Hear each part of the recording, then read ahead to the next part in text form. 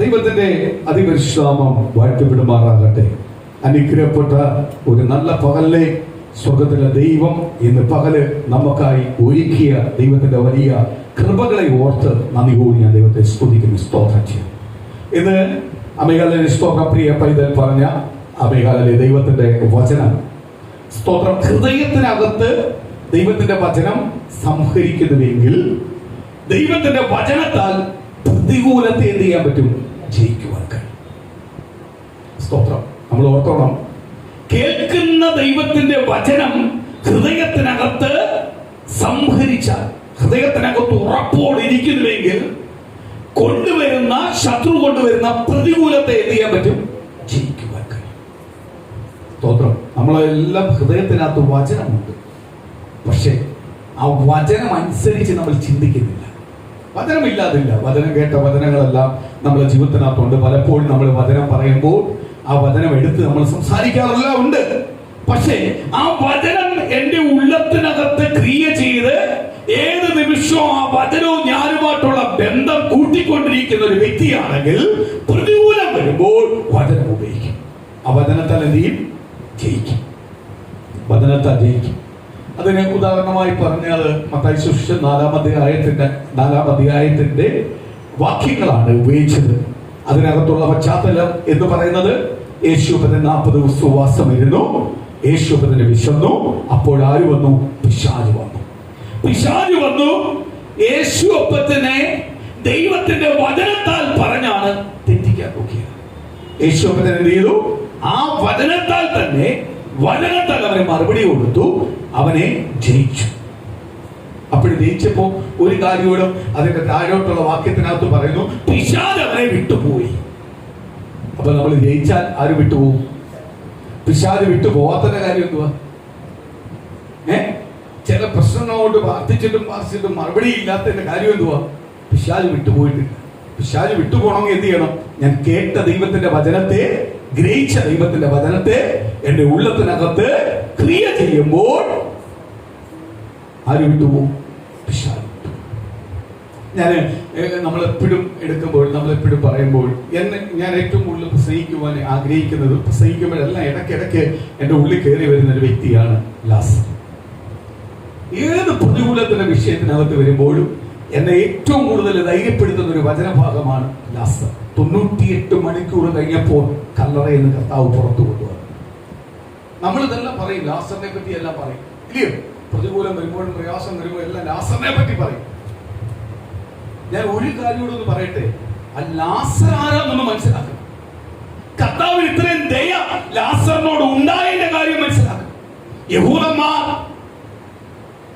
ഒന്നടങ്കെ, മഹാപുരോഹിതന്മാരും ശാസ്ത്രിമാരും പള്ളികളും ചർച്ചുകളും യഹൂദന്മാരും പുരോഹിതന്മാരെല്ലാം ഒന്നടങ്കെ പറഞ്ഞു, യേശുവിനെ വീടിനകത്ത് കേട്ടല്ലേ, യേശുവിനെ വീട്ടിൽ കേട്ടല്ലേ, യേശുവിനെ കൈക്കൊള്ളുന്നവൻ ഞങ്ങൾക്കെല്ലാം അറപ്പുള്ളവനായി തീരും, അവനെ ഞങ്ങൾ എന്ത് ചെയ്യും? ശപിക്കപ്പെട്ടവനായിട്ട് കാണും എന്നെല്ലാം പറഞ്ഞ സമയത്താണ് യേശുവിനെ വീടിനകത്ത് കയറ്റി യേശുവപ്പത്തിനോടൊപ്പം സ്നേഹിതനായി, യേശുവപ്പത്തിനോടൊപ്പം ആഹാരം കഴിച്ചു, യേശുവപ്പത്തിന് ഏറ്റവും കൂടുതൽ മുഖ്യ സ്ഥാനം കൊടുത്തു വ്യക്തിയാണ് ആര്? ലാസർ.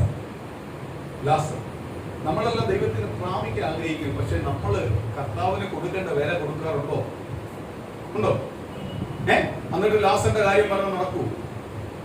ലാസർ ആരായിരുന്നു?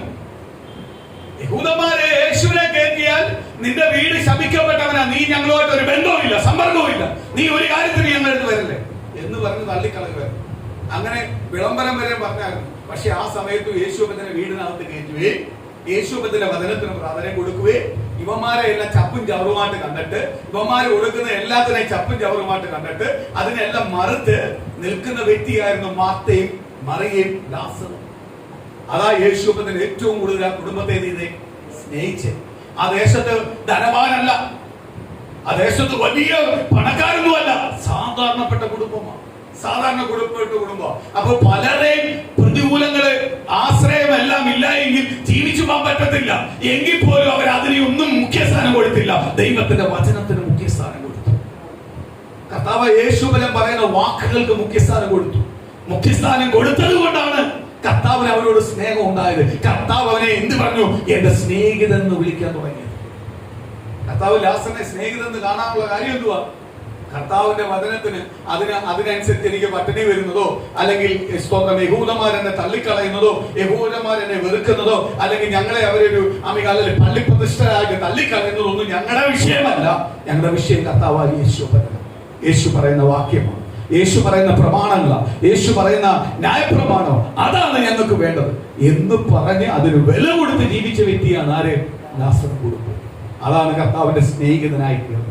ഇന്ന് നമുക്ക് കർത്താവിന്റെ സ്നേഹിതനാവാൻ ഇഷ്ടമാണ്, പക്ഷേ കർത്താവിന്റെ ഇഷ്ടം ചെയ്യാൻ പലപ്പോഴും നമുക്ക് എന്തില്ല? താല്പര്യമില്ല. നമുക്ക് നമ്മുടെ കാര്യം നടന്നാൽ മതി. അല്ല, നമ്മുടെ കാര്യത്തിന് അപ്പുറത്തെ ആയിരിക്കണം ആരുമായിട്ട് ബന്ധം? കർത്താവുമായിട്ട് ബന്ധം. എങ്കിൽ മാത്രമേ നമ്മൾ ആരാവത്തുള്ളൂ? ദൈവത്തിന്റെ മക്കളാവത്തുള്ളൂ. സ്തോത്രം. പലപ്പോഴും വചനം എടുക്കുമ്പോൾ ഇതാ പറയുന്നത്, വചനം എടുക്കുമ്പോൾ വചനം വാളാ, അങ്ങോട്ടും ഇങ്ങോട്ടും വെട്ടും. പറയുന്നവനും വെട്ടും, കേൾക്കുന്നവനും വെട്ടും. കാര്യം എന്തുവാ? വചനം എന്ന് പറഞ്ഞ കുഞ്ഞുകളിയല്ല. ന്യായപ്രമാണം എന്ന് കേട്ട ദൈവത്തിന്റെ പ്രകാരം ന്യായപ്രമാണം ഹൃദയത്തിനകത്ത് സംഭരിച്ച് വെക്കുന്ന ഒരു വ്യക്തിക്ക് മാത്രമേ ന്യായപ്രമാണം എന്ത് ചെയ്യാൻ പറ്റത്തുള്ളൂ? വെളിപ്പെടുത്തി കൊടുക്കാൻ പറ്റത്തുള്ളൂ. ന്യായപ്രമാണത്തെ എന്ത് ചെയ്യാൻ പറ്റത്തുള്ളൂ? ജയിക്കാൻ പറ്റത്തുള്ളൂ. പ്രത്യാശ എന്ന് പറയുന്നത് വലിയ കാര്യമാണ്. ഞാൻ ദൈവത്തിന്റെ മണവാട്ടി എന്ന് പറയുന്നത് വലിയ കാര്യമാണ്. ഞാൻ ദൈവത്തിന്റെ മണവാട്ടിയാണെങ്കിൽ മണവാട്ടിക്ക് എന്തെങ്കിലും വരാൻ മണവാളൻ സമ്മതിക്കത്തില്ല. ആത്മാർത്ഥമായിട്ട് കർത്താവ് യേശുവിനുമായി അച്ചാരം ഉറപ്പിച്ച് മോതിരമിട്ട് അച്ചാരം ഉറപ്പിച്ച് വെച്ചിരിക്കുന്ന ദൈവത്തിന്റെ മണവാട്ടിയെ ഞാൻ എന്നെ തൊടണമെങ്കിൽ ആരറിയണം? മണവാളൻ അറിയണം. എന്നെ തൊട്ട് കഴിഞ്ഞാൽ മണവാളൻ അടങ്ങിയിരിക്കത്തില്ല. മണവാളൻ എനിക്ക് പ്രാധാന്യമാണ്. മണവാളന് പ്രാധാന്യമാണ്. മണവാട്ടിക്ക് മണവാളൻ പ്രാധാന്യമാണ്. മണവാളൻ മണവാട്ടിക്ക് പ്രാധാന്യമാണ്. ഓർത്തോണം, ഞാനും യേശുമായിട്ടുള്ള ബന്ധം അങ്ങനെ. സ്തോത്രം. അപ്പൊ നമ്മളെ തൊടാൻ കർത്താവ് വിട്ടു കൊടുക്കൂ. സ്തോത്രം. ഞാനൊരു കാര്യം പറയട്ടെ, വചനം പലപ്പോഴും നമ്മുടെ ഉള്ളിലുണ്ടെങ്കിലും ആ വചനത്തിനനുസരിച്ച് നമുക്കത് സംഭരിച്ച് അതിനകത്ത് വിലപ്പെടാൻ പറ്റാത്തത് കൊണ്ടാണ് പലപ്പോഴും നമ്മൾ എന്ത് ചെയ്യുന്നത്? തോറ്റുപോകുന്നത്. ഇന്ന് പകൽ ഓർത്തോണം, വചനം നമ്മളെ ഉള്ളിൽ കത്തിക്കൊണ്ടിരുന്നാൽ നമ്മളെ തോൽപ്പിക്കാൻ പറ്റത്തില്ല. വചനം നമ്മളെ ഉള്ളിൽ കത്തിക്കൊണ്ടിരുന്നാൽ നമ്മൾ വ്യക്തികൾക്കോ ബന്ധങ്ങൾക്കോ അല്ല പ്രാധാന്യം കൊടുക്കുന്നത്. നമ്മൾ പ്രാധാന്യം കൊടുക്കുന്ന ആരായിരിക്കും? കർത്താവിനായിരിക്കും പ്രാധാന്യം കൊടുക്കുന്നത്. ഞാൻ സ്തോത്രം, ഈ സഭ ഇവിടെ വന്നിട്ട് 10-11 കൊല്ലമായി. ഞാൻ ഇന്നലെ ഓർക്കുക, കഴിഞ്ഞ ദിവസവും ഓർക്കുക, ചില വാസുമാരെല്ലാം വരും, വന്ന് പരിചയപ്പെട്ടു, ഞങ്ങൾ അങ്ങോട്ടൊന്ന് വരട്ടെ. ഒരിക്കലും വരട്ടെ. അല്ല, അതെന്താ? ഞങ്ങള് ഇങ്ങനെ പലയിടത്തും പോകും, പലയിടത്തും ഒക്കെ അവിടോട്ട് കയറിയോ അപ്പോഴേ മുഖം കറക്കും. അവരുടെ ഒരു വിഷമവും ഇല്ല. എനിക്ക് സ്തോത്രം. സ്വന്തം പറയും, ഇങ്ങനെ അർപ്പിച്ച് എന്താ പറയും? തറപ്പിച്ചു തന്നെ പറയും. ഇത് ദൈവം ഉണ്ടാക്കിയ സഭയാണ്. ഇത് പൊളിക്കാൻ ഞാൻ ആഗ്രഹിക്കുന്നില്ല. ജീവിതമില്ലാത്തവര് വരണ്ട. ഞങ്ങളുടെ സഭയ്ക്കകത്ത് കുറച്ചു പേര് മാത്രം വന്നാൽ മതി. ആരാ വരണ്ടേ? ദൈവത്തെ അറിയാത്തവർ വന്നാൽ മതി. ദൈവത്തെ അറിഞ്ഞെന്ന് പറഞ്ഞ് രക്ഷിക്കപ്പെട്ട് സ്നാനപ്പെട്ടവൻ വരണ്ട. ശുശ്രൂഷകൻ വരണ്ട. ഞങ്ങൾക്ക് ദൈവത്തെ അറിയാത്തവര്, മണ്ടരെ പോലെ നിൽക്കുന്നവർ വന്നാൽ മതി. കർത്താവ് എന്ത് പറഞ്ഞാലും പൊട്ടനെ പോലെ ചെയ്യുന്നവർ വന്നാൽ മതി. അപ്പൊ ചിലവർ എന്നോട് പുലമൻ ജംഗ്ഷനി, കൊട്ടാരക്കര പുലമൻ ജംഗ്ഷനി വന്നിട്ട് എവിടെ ഈ സഭ? ഞാൻ പറയും പുല്ലൂർ. ഇന്നലെ ഒരാൾ വന്നിട്ട് അല്ല, അന്നാലും പക്ഷേ ഈ സഭ ഇവിടെ ഞാൻ പുല്ലൂർ. ഇത്രയെല്ലാം പറഞ്ഞിട്ട് പിന്നെയും നാണല്ലോ പറയുക, വരാൻ വേണ്ടിയുള്ള പരിപാടിയാണ്. പുല്ലൂർ 2 സഭയുണ്ട്. മേളിൽ കയറിക്കോ, അവിടെ ചെല്ലുക. ഈ വണ്ടി അവിടെ നിൽക്കത്തുള്ളൂ. ആ വണ്ടി അവിടെയാട്ടെ പ്രയോജനപ്പെടുന്നത്. അവിടുത്തെ പെട്രോളേ പറ്റത്തുള്ളൂ. അവിടെ കയറിക്കോട്ടെ. വിശ്വാസികൾ ചോദിക്കും, അല്ല പക്ഷെ ഇടയ്ക്ക് വല്ല ഉപവാസം വേണ്ട. സ്തോത്രം. നിങ്ങൾ ഉദ്ദേശിക്കുന്ന സഭയല്ലത്. അവിടെ അതിനെന്തു വേറെ, ഇതിന് വേറെ കൊമ്പല്ല ഉള്ളതാ. സ്തോത്രം. കൊമ്പല്ല ഉണ്ട്. ഇവിടെ നടക്കത്തില്ല പരിപാടി. സ്തോത്രം. അതുകൊണ്ട് എന്നോട് ചിലർ ഭയങ്കര ദേഷ്യമാണ്. കടിച്ചു നിന്ന് ദേഷ്യപ്പെട്ടോണ്ട് അവിടെ ഇരിക്കട്ടെ, ഒരു കുഴപ്പവും ഇല്ല. സ്തോത്രം. ഒരു സഭയെ പോകുന്ന ഒരു ദൈവമേ നമുക്ക് വേണ്ട. സഭയെ പോയെങ്കിൽ ആ സഭയ്ക്ക് കീഴ്പ്പെട്ട് ദൈവത്തെ ഭയപ്പെട്ട് ആ ദൈവദാസം പറയുന്നത് കേട്ട് ജീവിച്ചോണം. അതിനാ പോന്നെ. അല്ലാതെ 100 സഭ ചാടി പോകുന്നവനെ നമുക്ക് വേണ്ട. നമുക്ക് വേണ്ടത് ദൈവത്തെ ഭയപ്പെടുന്നവൻ. ഞാൻ കഴിഞ്ഞ നാളെ ദൈവത്തെ വിട്ട് ജീവിച്ചു, ഇനിയുള്ള കാലം ഞാൻ ദൈവത്തിന് വേണ്ടി ജീവിക്കുന്ന തയ്യാറുള്ളവരെ മതി. ഇല്ലയോ? അവരെ മതി. ഒരിക്കലും മതി. സ്തോത്രം. ചിലതൊന്നും പോത്ത് പോത്തില്ല. അട്ട പിടിച്ചോലെ കെടിക്കില്ലേ, കൊളയട്ട പിടിക്കുന്ന പോലെ മാംസത്തിൽ പിടിച്ചു കിടക്കും. ഉപ്പിട്ടാലും പോത്തില്ല, ചുണ്ണാമ്പ് തേച്ചാലും പോത്തില്ല, എന്നെ കൊണ്ടേ പോത്തുള്ളൂ പറഞ്ഞിരിക്കും. ഞാൻ കഴിഞ്ഞ ദിവസം ഒരാളെ ഞാൻ തൊഴുത് വിട്ടു, പ്ലീസ്. എന്നിട്ട് ബാക്കിയുള്ള ചരിത്രം ഇതൊന്നും കേൾക്കാൻ എനിക്ക് താല്പര്യമില്ല, എന്നെ വെറുതെ വിട്ടു. സ്തോത്രം. ഞാൻ വേറെ റൂട്ടാ, പ്രീസറോ, ഞാൻ വേറെ റൂട്ടാ, അതുകൊണ്ടാ പ്രീസറോ. സ്തോത്രം, സ്തോത്രം. ഈ മക്കളെ നമ്മൾ കുറച്ചു പേരേ ഉള്ളൂ. നീ വിശ്വാസത്തോടെ നിൽക്കുന്നെങ്കിൽ നീ ഇടുന്ന ഓരോ കല്ലും യേശു ക്രിസ്തുവിന്റെ നാമത്തിൽ നിന്റെ ഭവനത്തിനകത്ത് നീ അടിസ്ഥാനമിട്ട് യേശു എന്ന് പറയുന്ന ഭവനത്തെ പണിയുവാൻ നീ ആഗ്രഹിക്കുന്നവരാണെങ്കിൽ ഇന്ന് പകല് ദൈവത്തിന്റെ ആത്മാവ് ദൂത് പറയുന്നു, നിന്റെ കുടുംബത്തെ ഒരു ശത്രുവിനും ദൃഷ്ടിവെക്കാൻ പറ്റത്തില്ല. അവന്റെ പ്ലാനുകൾ പദ്ധതികൾക്കോ ജയിക്കാൻ തുടങ്ങില്ല.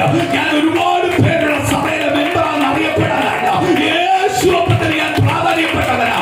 എന്റെ സഭ യേശുവത്തിന് പ്രാധാന്യപ്പെട്ടവരാ. ഞങ്ങളെല്ലാം ഒറ്റ കുടുംബമായിട്ടാണ് കഴിയുന്നത്, ഞങ്ങൾ ഒറ്റ കൂടപ്പുറമായിട്ടാണ് കഴിയുന്നത്. ഞങ്ങൾക്ക് ഒരുത്തരം തൊട്ട ഞങ്ങളെ തൊട്ടതാ, അതേ രീതിയിലാണ് ഞങ്ങൾ കാണുന്നത്. ആ രീതി കാഴ്ചപ്പാടുള്ള ഒരു കൂട്ടം മാത്രം മതി. അതിനൊക്കെ തന്നമാവാൻ ആഗ്രഹിക്കുന്നത് അവന് മാത്രമേ ദൈവത്തിന് ജയം പ്രാപിക്കുവാൻ കഴിയൂ.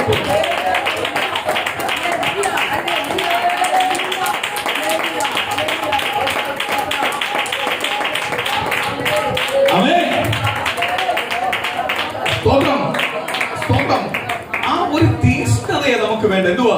എന്റെ ഒരുത്തനെ തൊട്ടാൽ എന്നെ തൊട്ട പോലെ ഞങ്ങൾ ഒരു കുറച്ചേ ഉള്ളൂ, കുറച്ച് മതി. ഈ കുറച്ച് കൂട്ടമാ വലിയ കൂട്ടമായി തീർന്നത്, കുറച്ച് കൂട്ടമാ ശക്തിയുള്ളതായി തീർന്നത്, കുറച്ച് കൂട്ടമാ അനുഗ്രഹം പ്രാപിച്ചുള്ളത്. അതിനകത്ത് പഠിക്കുമ്പോ കുറച്ച് കൂട്ടങ്ങളാ പ്രാപിച്ചത്, കുറച്ച് കൂട്ടങ്ങളാ അനുഗ്രഹം പ്രാപിച്ചത്, കുറച്ച് കൂട്ടങ്ങളാ ദൈവത്തിന്റെ വചനത്തിനകത്ത് ദൈവത്തിന് പ്രാധാന്യപ്പെട്ടവരായി മേൽവിലാസം കൊടുത്തത്.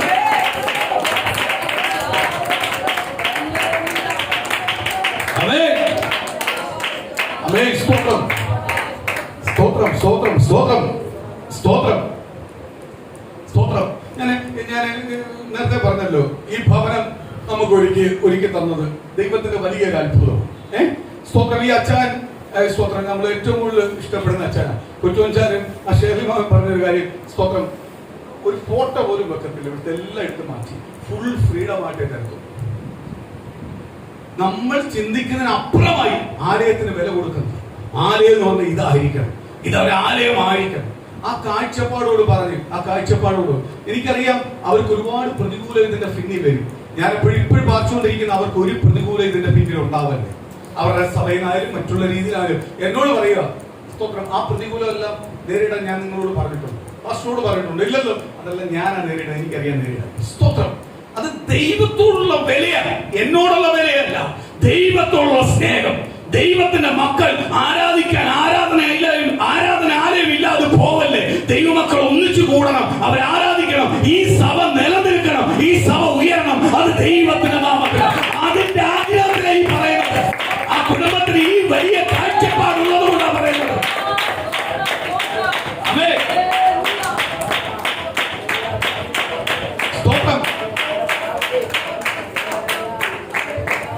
കുര്യൻ ജോൺസ് എന്ന് പറയുന്ന കുടുംബത്തോടുള്ള ബന്ധത്തിലല്ല പറയുന്നത്, നസ്രനായ യേശുവിന്റെ നാമത്തിലുള്ള ബന്ധത്തിലൂടെ പറയുന്നത്. കാര്യം ദൈവത്തിന്റെ സഭ നിലനിൽക്കണം, ദൈവമക്കൾ ഒന്നിച്ചു കൂടണം, ദൈവമക്കൾ ആരാധിക്കണം.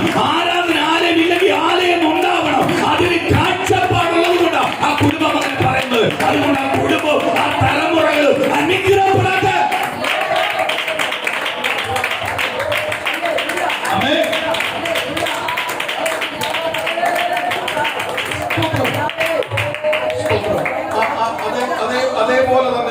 അതേപോലല്ലേ നമ്മളെ സഭയ്ക്കകത്ത് സ്തോത്രം. അതല്ലേ പുറത്തുനിന്ന് ഒരാള്, പുറത്തുള്ള ഒരു സഭയിൽ ഒരു പാസ്റ്റർ വന്ന് അല്ലെ ഒരു വിശ്വാസി വന്ന്, അയ്യോ ഞങ്ങള് മരിച്ച് അടക്കാൻ സ്ഥലമില്ലെന്ന് നമ്മൾ ഓപ്പൺ ചെയ്ത് കൊടുക്കും, ഇല്ലയോ? നമ്മൾ ഓപ്പൺ ചെയ്ത് കൊടുക്കും. നമുക്ക് തന്നിരിക്കുന്ന കല്ലറയ്ക്കകത്ത് ഓപ്പൺ ചെയ്ത് കൊടുക്കും. നമുക്ക് കൂടുതലൊന്നും ഇല്ല, ഉണ്ടെങ്കിൽ ഉള്ളത് നമ്മൾ ഓപ്പൺ ചെയ്ത് കൊടുക്കും, ഇല്ലയോ? നമ്മൾ കൊടുത്തു. ഒരാളോട് പറഞ്ഞു അങ്ങനെ കൊടുക്കല്ലേ. നമ്മൾ ഇതെന്ത് പേര് ചോദിച്ചേക്കൊന്നു, ഇത് ശവം അടക്കേണ്ട സ്ഥലമാ. സ്തോത്രം. ആ സഭയ്ക്ക് അത് ഇല്ലെന്ന് പറഞ്ഞ് ഒരിക്കലും അത് അടച്ചു വെക്കല്, തുറന്നു കൊടുക്കണം, ഇല്ലയോ?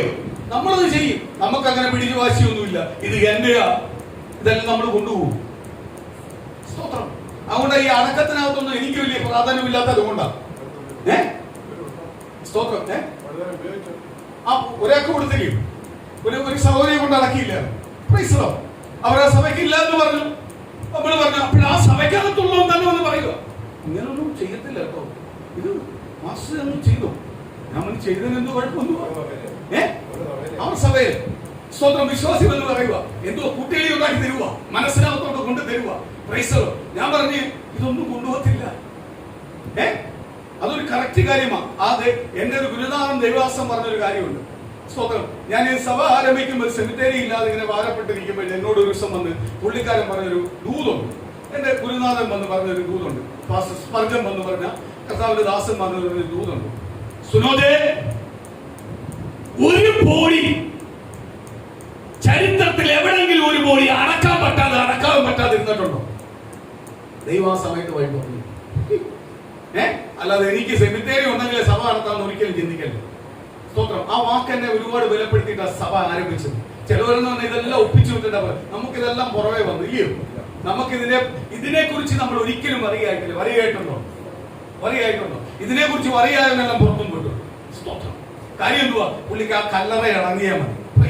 മാർബിളിട്ട് കല്ലറ ഇറക്കിയിട്ട് മേളില് മാർബിളിന്റെ നെഞ്ചത്ത് വലിയൊരു വാക്യവും എഴുതി വെച്ചിട്ട് ജീവിതവും ഇല്ല, വാക്യവുമായിട്ട് ഒരു ബന്ധവും ഇല്ല, എഴുതി വെച്ചാൽ മതി. യഹോവയുടെ ഭക്തൻ നിദ്ര പ്രാപിക്കുന്നു. യഹോവയുടെ ഭക്തൻ എന്ന് പറഞ്ഞാൽ എന്തുവാ? അതെന്തുവാന്ന് അറിയത്തില്ല. ചിലവർക്ക് ഇതെല്ലാം വലിയ കാര്യം. ഇതൊന്നും അല്ല നമ്മളെ കാര്യം. അടക്കുന്നതൊന്നും അല്ല കാര്യം. നമ്മൾ എവിടെ പോയെന്നുള്ള കാര്യമാണ്. നമ്മൾ എവിടെ നിന്ന് വന്നു, എവിടേക്ക് പോയി. അതുകൊണ്ട് തന്നെ ഈ അടക്കത്തിന് എനിക്ക് വലിയ പ്രാധാന്യം ഞാൻ പിടിച്ചു വലിക്കാത്തതിന്റെ കാര്യമല്ല. എന്തുവാ? സുനാമി വന്നപ്പോ എത്രയോ പേരെ അടക്കി. സ്തോത്രം. അടക്കിയതെല്ലാം മീന്റെ വയറ്റിലായിരുന്നു. ആ മീനെ വെട്ടി തിന്നവരാ നമ്മള്. സ്തോത്രം. ഇല്ലയോ? കറി വെച്ച് തിന്നവരാ നമ്മള്. ഇല്ലയോ? എത്ര ശവത്തെ തിന്ന മീനാ? അവന്റെ അടക്കം എവിടെ പോയി? അവന്റെ സൗന്ദര്യം എവിടെ പോയി? അവന്റെ ബോഡി എവിടെ പോയി? അവന്റെ ബന്ധുക്കൾ എവിടെ പോയി? അവരുടെ കർമ്മം എവിടെ പോയി? അവരുടെ ആമിസ്വത്വം, അവരുടെ രീതിയിലുള്ള പദ്ധതിയെല്ലാം എവിടെ പോയി?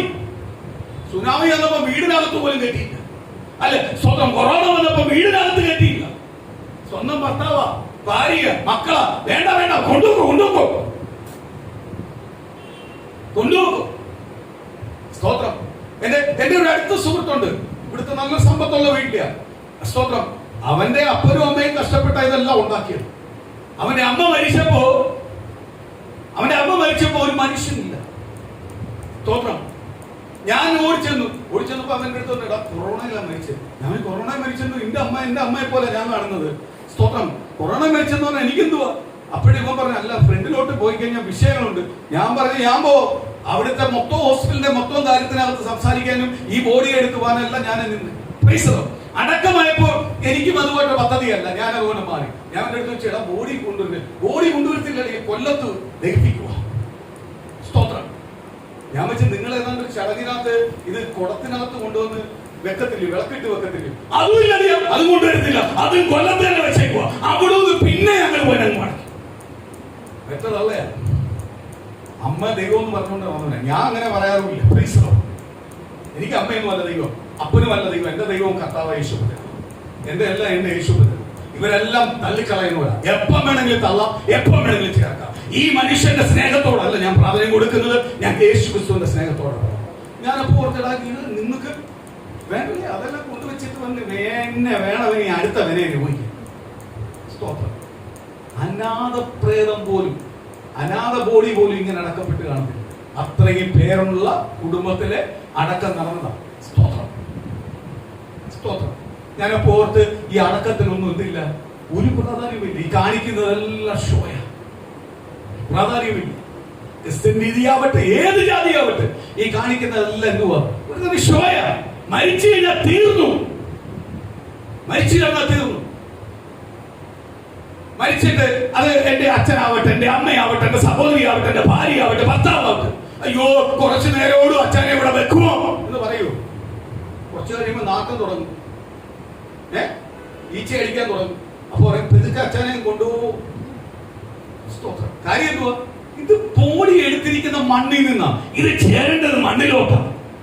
ഇതിനകത്ത് പകർന്നിരിക്കുന്ന ഒരു ജീവശ്വാസമുണ്ട്, ദൈവത്തിന്റെ ആത്മാവ്. അതിനാ അതിനാ പ്രാധാന്യം. സ്തോത്രം. അത് വസിക്കാൻ വേണ്ടിയുള്ള ഒരു മൺകുടാരത്തിന്റെ ബോഡിയാണ് നമ്മുടെ ശരീരം. ഇത് സ്റ്റോപ്പായി കഴിഞ്ഞാൽ, ഇതങ്ങ് പോയി കഴിഞ്ഞാൽ പിന്നെ തീർന്നു. ഇതിന് പിന്നെ കൂടുതൽ പ്രാധാന്യമൊന്നുമില്ല. ഒരു ലിമിറ്റ് കഴിയുമ്പോൾ എന്ത് ചെയ്യും? പ്രാധാന്യം കഴിയും. സ്തോത്രം. എന്റെ അടുത്തൊരു സുഹൃത്ത് ഒരു പാസ്റ്റർ ഉണ്ടായിരുന്നു. സ്തോത്രം. ബുദ്ധിമാനായ പാസ്റ്റർ. ബുദ്ധിമാൻ എന്ന് വിളിക്കുന്നത് അതുകൊണ്ടാണ്. ഈ സംഭവം കഴിഞ്ഞപ്പോഴും അവനെ ബുദ്ധിമാൻ എന്ന് വിളിക്കാൻ തുടങ്ങി. അപ്പൊ ഇവരുടെ സഭയുടെ സെമിത്തേരിയും പള്ളിയുടെ സെമിത്തേരിയും അടുത്തടുത്താണ്. എപ്പോഴും ഒരു വിഷയമാണ്. പെന്തിക്കോസ്തിനകത്ത്, ഈ സഭയ്ക്കകത്തും ആ പള്ളിക്കകത്തും അടക്കുമ്പോൾ ഭയങ്കര വിഷയമാണ്. അത് ഇങ്ങോട്ട് കയറി, അത് അങ്ങോട്ട് കയറി എന്ന് പറഞ്ഞ് ഓടി കിടക്കുന്നതിന് വരെയുമാ വസ്തുവിന് അടി അവിടെ. അന്ന് ഇവരുടെ രണ്ടുപേരുടെയും കൂട്ടറിയായിരുന്നു. ഇതെപ്പോഴും അടിയും ബഹളവും. അങ്ങനെ ഈ പള്ളിക്കാർ പറഞ്ഞു, ഇനി ഇവിടെ ബോഡി അടക്കത്തില്ലെന്ന് തീരുമാനിച്ചിരിക്കും. ഒരു പ്രായമുള്ള ഒരു പിതാവ് മരിച്ചു. പിതാവിന്റെ ബോഡിയുമായിട്ട് എല്ലാവരും അടക്കാൻ അവിടെ ചെന്നപ്പോ പള്ളിക്കാർ പറഞ്ഞു, ഇവിടെ അടക്കാൻ പറ്റത്തില്ല. ഇവിടെ അടക്കാൻ പറ്റത്തില്ല, നിങ്ങൾ വേറെ സ്ഥലത്തേക്ക് പോകും, ഇവിടെ അടക്കാൻ പറ്റത്തില്ല. ഇവിടെ അങ്ങോട്ട് സ്തോത്രം ഹല്ലേലൂയ ആൾക്കാർ വസിക്കുന്ന സ്ഥലമാണ്, അങ്ങോട്ടാ നിങ്ങളെ കിടക്കുന്നത്, ഞങ്ങളെ ഇങ്ങനെ ഇപ്പുറത്താ കിടക്കുന്നത്, അതുകൊണ്ട് കുഴപ്പമില്ല, ഇവിടെ അടക്കാം. നാട്ടുകാരെല്ലാം തീരുമാനിച്ചു, ഉറപ്പിച്ചു. ഈ ദേവദാസനെ ബുദ്ധിമാൻ എന്ന് വിളിക്കുന്ന ഈ ഒറ്റ കാര്യത്തിലാണ് ഈ പേര് വീണം. സ്തോത്രം. ഈ ദേവദാസൻ എന്ത് ചെയ്തെന്നറിയാമോ? വിഷയം ഭയങ്കര വിഷയമായപ്പോ ദേവദാസൻ ട്രാൻസ്ഫർ ചെയ്ത് അങ്ങോട്ട് ചെന്നേ ഉള്ളൂ. പാസ്റ്റർ ചാർജ് എടുത്ത് ഒരു 3-ാമത്തെ മാസം കൊണ്ടായി സംഭവം.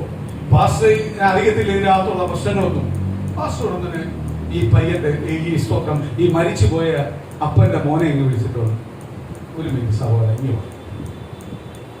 അപ്പുറത്ത് വെച്ച് ഇനി നിന്ന് എന്തൊക്കെയോ സംസാരിച്ചു.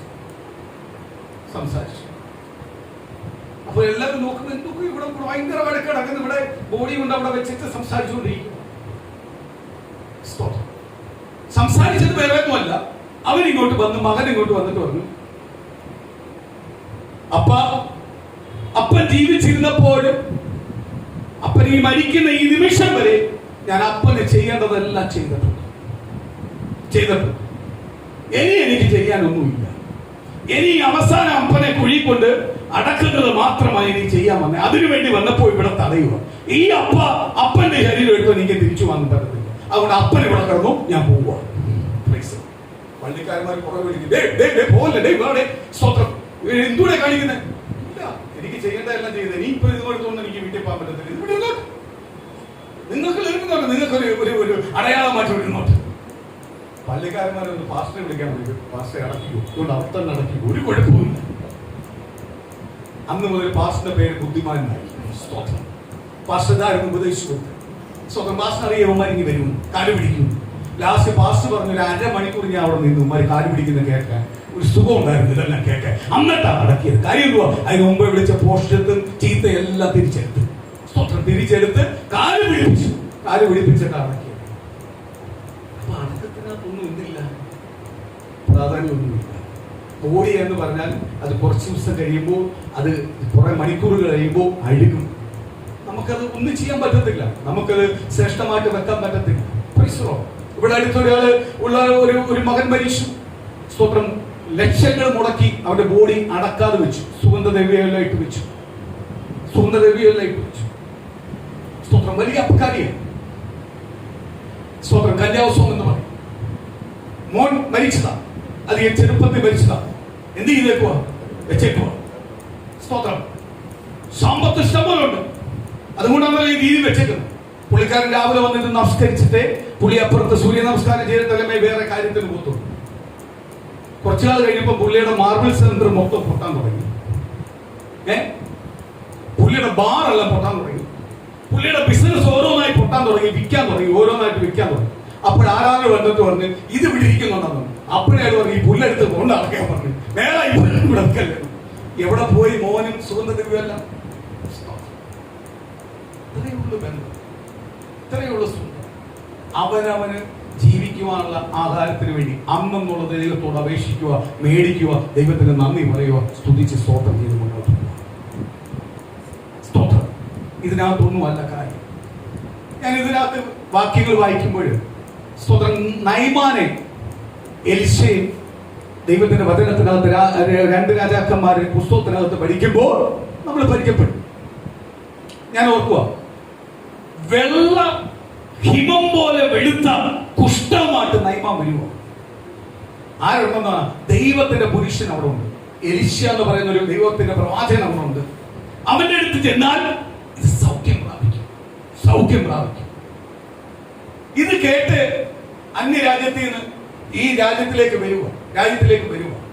കാര്യം ഈ അന്യരാജ്യത്തിലെ ഒരു പെൺകുട്ടി നൈമാന്റെ വീട്ടിലെ വേലക്കാരി, അവളാ പറഞ്ഞേ, ഈ യജമാൻ ഇത്രയെല്ലാം പൊസിഷനും ഇത്രയെല്ലാം പണവും ഇത്രയെല്ലാം ഗ്രേഡും എല്ലാം ഉണ്ടായിട്ട് ഈ ഹിമം പോലെ വെളുത്ത ഈ കുഷ്ഠം ഈ ശരീരത്തിൽ നിന്ന് മാറുമായിരുന്നെങ്കിൽ എന്ത് നല്ലതായിരുന്നു. അത് മാറ്റുന്ന ഒരാളുണ്ട്.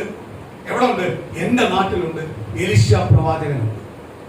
അദ്ദേഹം ഒരു വാക്ക് കൽപ്പിച്ചാൽ ഈ രോഗം മാറും. ഇത് കേട്ട് നൈമാൻ എന്ത് ചെയ്തു? ഈ രാജാവിന്റെ അടുത്ത്. രാജാവ് ഭയപ്പെട്ടു പോയി. ഇനി കുഷ്ഠം മാറ്റി കൊടുത്തില്ലെങ്കിൽ ഈ രാജ്യവുമായിട്ട് യുദ്ധമാവും. പേടിച്ചു. അപ്പോഴേ ഈ നൈമാൻ വന്ന് സ്തോത്രം രാജാവിനോട് ചോദിക്കണമെങ്കിൽ നൈമാന്റെ പൊസിഷൻ നോക്കിക്കോണം. സ്തോത്രം രാജാവിനോട് സംസാരിച്ചുകൊണ്ടിരിക്കുമ്പോ രാജാവ് ഭയപ്പെട്ടിരിക്കുക. ആരെ കണ്ട്? നൈമാനെ കണ്ട്. ഇനി ഈ കുഷ്ഠം മാറ്റിയുള്ള യുദ്ധമാവും. ഇവന്റെ രാജ്യം ഭയങ്കര പ്രബല രാജ്യമാണ്. നമ്മുടെ ജനത്തിന്റെ കാട്ടിയും ജനമുണ്ട്. നമ്മൾ തോറ്റുപോകും. ഈ രാജാവ് ഒരു യുദ്ധത്തിന് കാരണത്തിന് വേണ്ടിയാണോ വിട്ടേക്കുന്നത്? അയാൾ ആകെ ഭ്രാന്ത് പിടിച്ചപ്പോ ദൈവത്തിന്റെ പുരുഷൻ ആളിനെ വിട്ടു. ആരെടുത്തോട്ട്? രാജാവിന്റെ അടുത്തോട്ട്. എന്തുവാ? ആ നൈമാൻ നിന്നെ കാണാൻ വന്നതല്ല, എന്നെ കാണാൻ വന്നതാ. എന്റെ അടുത്തോട്ട് അയക്കാൻ പറഞ്ഞു. ആരാ? എലീശ പ്രവാചകൻ. സ്തോത്രം.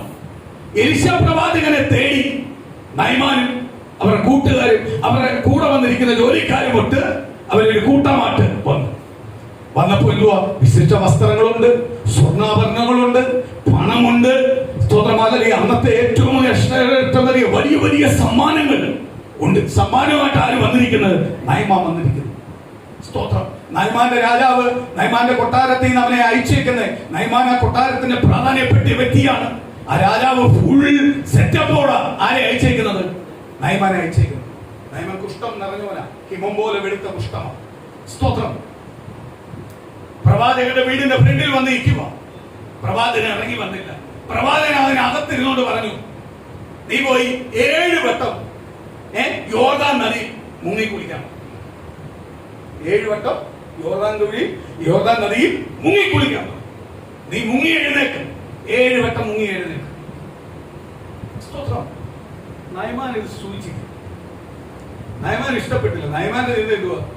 അയാൾ വന്ന് തലേ കൈയെല്ലാം വെച്ച് വെള്ളമെല്ലാം കുടഞ്ഞൊന്ന് പ്രാർത്ഥിക്കുമ്പോ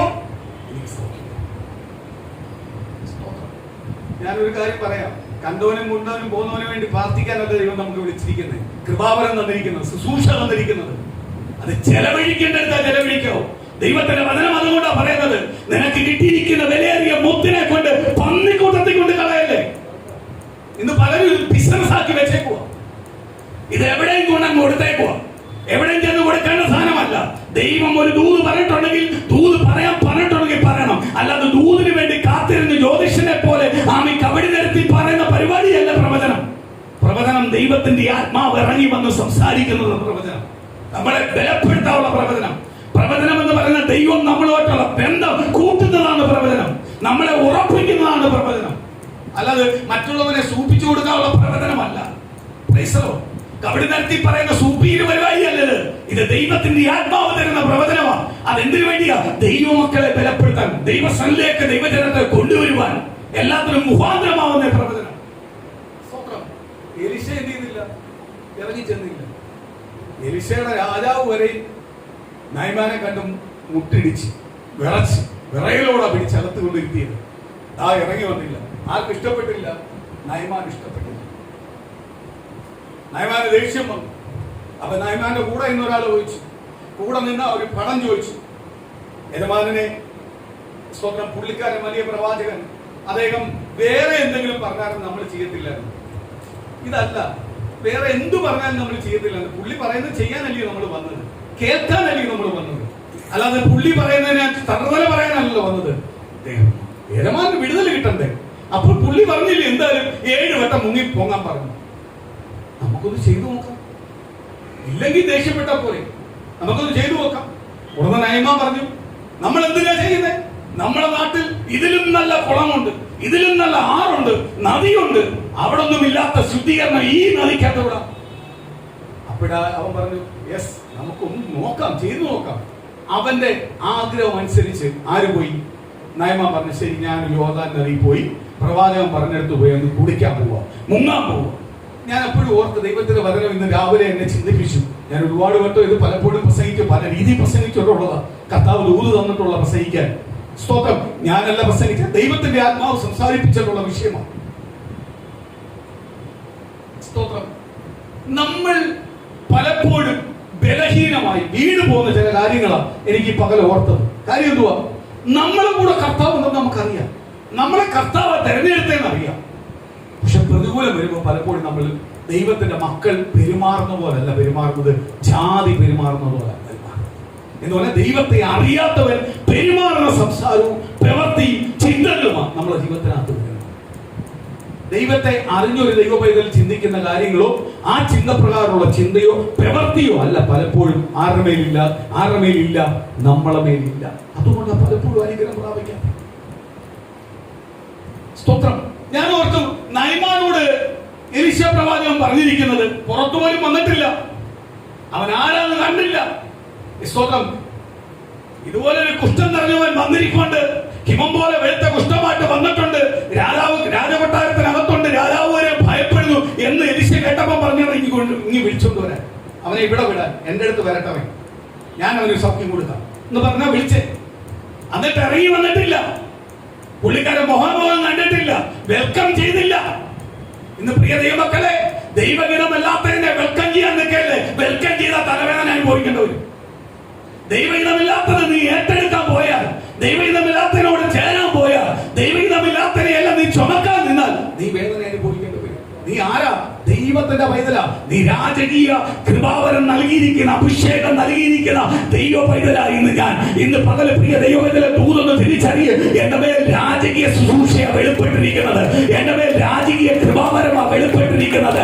അപ്പൊ ദാസന്റെ ആത്മാവിനെ അല്ല എനിക്ക് പകർന്നു തന്നിരിക്കുന്നത്. പുതിയ നിയമ പുസ്തകത്തിനകത്ത് ദൈവത്തിന്റെ വചനം പറയുന്നു, പുത്രത്തിന്റെ ആത്മാവിനെയാ എന്റെ മേൽ പകർന്നിരിക്കുന്നത്. പുത്രത്തിന്റെ ആത്മാവിനെ പ്രാപിച്ച് എനിക്ക് അപ്പാ പിതാവെ പകറി നിൽക്കാനല്ല, ചന്ദ്രപ്പെട്ട് നിൽക്കാനല്ല, ഭയപ്പെടാനല്ല. പ്രതികൂലം വരുമ്പോ യേശുവിന്റെ നാമത്തിൽ കൽപ്പിച്ചാൽ മതി, പ്രാർത്ഥിച്ചാൽ മതി. നീ ആ പ്രതികൂലത്തിന് നീയും പുറത്തു വരും.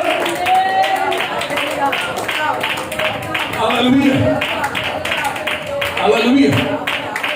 സ്തോത്രം, സ്തോത്രം, സ്തോത്രം. ഒരുവന്റെ വലിപ്പം കണ്ട്, ഒരുവന്റെ ബന്ധം കണ്ട്, ഒരുവന്റെ വാക്ക് കണ്ട്, ഒരുവന്റെ സ്വന്തം കണ്ട് നീ അതിന്റെ പിന്നാലെ പോകാനല്ല കർത്താവ് വിളിച്ചത്. നിനക്ക് ഒറ്റ ബന്ധമേ ഉള്ളൂ, അത് യേശുവിനുമായിട്ടുള്ള ബന്ധമാണ്. യേശുവിന് മാത്രമേ നിന്റെ പ്രശ്നങ്ങൾ മൊത്തം മാറ്റുവാൻ കഴിയത്തുള്ളൂ. അപ്പോൾ നീ ആരെയാ ഭയപ്പെടേണ്ടത്? ആരെ ഭയപ്പെടേണ്ടത്? യേശുവിനെ ഭയപ്പെടേണ്ടത്, യേശുവിനെ സ്വീകരിക്കേണ്ടത്, യേശുവിന് വേണ്ടി നിൽക്കേണ്ടത്. എങ്കിൽ ദൈവത്തിന്റെ പൈതലായി നിന്നെ കാണത്തുള്ളൂ, എങ്കിൽ നിനക്ക് ദൈവത്തിന്റെ വിടുതൽ പ്രാപിക്കുമെന്ന്. ഞാൻ ഇന്ന് ഒരു കാര്യം ഒന്ന് പറയട്ടെ, ഇതിലേക്ക് വരാം, ഇതിന്റെ ബാക്കിയിലേക്ക് വരാം. സ്തോത്രം. ദൈവത്തിന്റെ ആത്മാവ് നിങ്ങളോട് വിളിച്ചു പറഞ്ഞൊരു കാര്യമുണ്ട്. നിങ്ങൾ കുഞ്ഞുങ്ങൾക്ക് വേണ്ടി പ്രാർത്ഥിക്കുമ്പോ, നിങ്ങളുടെ കുഞ്ഞുങ്ങൾക്ക് വേണ്ടി പ്രാർത്ഥിക്കുമ്പോ, കുഞ്ഞുങ്ങളെ തലയിൽ കൈവച്ച് പ്രാർത്ഥിക്കുമ്പോ, അവർ ഉറങ്ങി കിടക്കുമ്പോ, അവരുടെ ദേഹത്തോട്ട് പ്രാർത്ഥിക്കുമ്പോ, ആ കുഞ്ഞുങ്ങളുടെ ഭാവിക്ക് വേണ്ടി പ്രാർത്ഥിക്കുമ്പോ ഇങ്ങനെ പ്രാർത്ഥിക്കണം. ദൈവഹിതമില്ലാത്ത കൂട്ടുകെട്ടിനകത്ത് എന്റെ കുഞ്ഞ് കടന്നു പോകട്ടെ. ദൈവഹിതമില്ലാത്ത ഒരു ബന്ധവും അവനുണ്ടാവട്ടെ. ദൈവഹിതമല്ലാത്ത ഒരു ബന്ധവും ഉണ്ടാവട്ടെ. അവന്റെ പോക്കിലും വരവിലും എല്ലാം കർത്താവിന്റെ രക്തത്താൽ മുദ്രയിടുന്നു. അവൻ എവിടെ ചെന്നാലും സാക്ഷ്യം പറയണം, അവനെ കുറിച്ച് സാക്ഷ്യം പറയണം, അവന്റെ കൂടെ ഉള്ളവര് സാക്ഷ്യം പറയണം. ഇങ്ങനെല്ലാം ജീവിക്കാൻ പറ്റുമോടാ? ഇങ്ങനെല്ലാം നിൽക്കാൻ പറ്റുമോടാ? നിന്റെ ഈ പ്രായത്തിൽ നിൽക്കാൻ പറ്റുമോടാ? ഞങ്ങൾക്ക് കഴിയുന്നില്ലല്ലോ. അപ്പ എന്തിനാണ് ഇങ്ങനെ കഴിയുന്നത്? ഇത് യേശുവിന്റെ മേലുള്ളത് കൊണ്ടാ, എന്റെ ഭവനത്തിനകത്ത് യേശു ഭരിക്കുന്നത് കൊണ്ടാ, എന്റെ മാതാപിതാക്കൾ യേശുവിനെ അറിഞ്ഞത് കൊണ്ടാ, എന്റെ കുടുംബം യേശുവിനെ അറിഞ്ഞത് കൊണ്ടാ എനിക്ക് ഇങ്ങനെ ഒരു സാക്ഷ്യമുള്ളത്. എന്റെ കുഞ്ഞുങ്ങൾ തിരിച്ചറിയുന്നത് അപ്രകാരം കുഞ്ഞുങ്ങളെ അഭിഷേകം ചെയ്യണമെന്ന് ഇന്ന് പകൽ ഏറ്റെടുത്ത് പ്രാർത്ഥിച്ചു. ദൈവത്തിന് ദൂതവയിൽ വെളിപ്പെടാൻ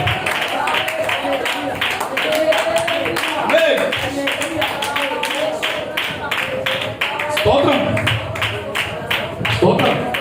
എന്റെ കുഞ്ഞുങ്ങൾ, നമ്മുടെ കുഞ്ഞുങ്ങൾ ഈ ലോകത്തിലാണ് ജീവിക്കുന്നത്. അവര് വേറെ ഗ്രഹത്തിലൊന്നും അല്ല ജീവിക്കുന്നത്, ഈ ലോകത്തിലാണ് ജീവിക്കുന്നത്.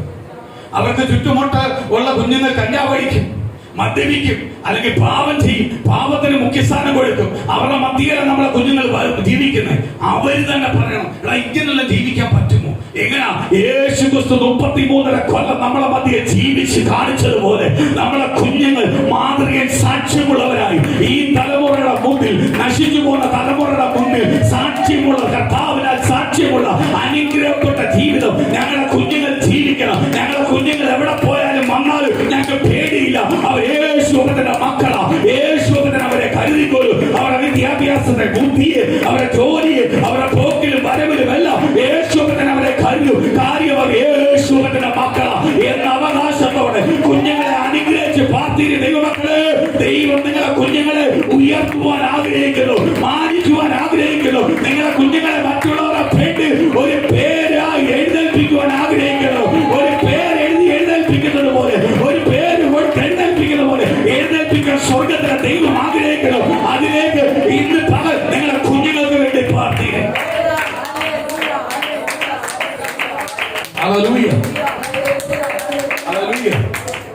നമുക്ക് ബുദ്ധി വെച്ച് ഒന്നും കുഞ്ഞുങ്ങളെ വളർത്താനൊന്നും പറ്റത്തില്ല. വളർത്താൻ പറ്റുമോ?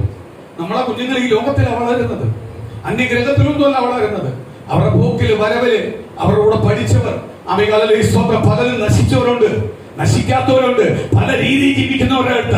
പക്ഷെ നമ്മളെ കുഞ്ഞുങ്ങൾക്ക് അവരുടെ വീട്ടിൽ ഒരു സാക്ഷ്യം കാണും. അവരും പറയണം, ഇങ്ങനെല്ലാം ജീവിക്കാൻ പറ്റുമോ? ജീവിക്കാൻ പറ്റൂടാ. യേശു ക്രിസ്തുവിനെ സ്വന്തം രക്ഷകനായി സ്വീകരിച്ച എന്റെ ഭവനവും എന്റെ മാതാപിതാക്കളും എന്റെ കുടുംബം യേശുവിനെ അറിഞ്ഞു. അതുകൊണ്ടാണ് ഞങ്ങൾ ഇങ്ങനെ ജീവിക്കുന്നത്.